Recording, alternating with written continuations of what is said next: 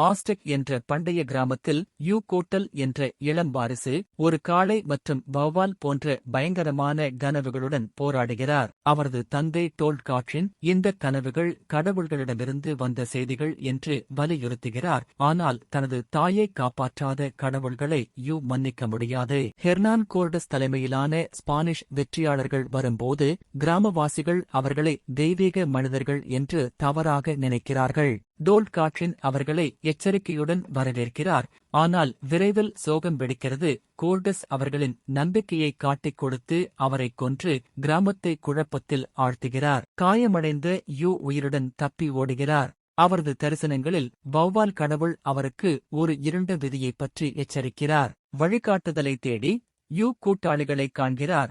அகட்சன் ஒரு புத்திசாலித்தனமான வழிகாட்டி மற்றும் மர்மமான பாந்தர் பெண் இடைவிடாத பயிற்சி மற்றும் திருடப்பட்ட ஆயுதங்கள் மூலம் யூ வௌவால் வேடத்தில் நிழலில் போர்வையில் ஒரு போர்வீரனாக மாறுகிறார்.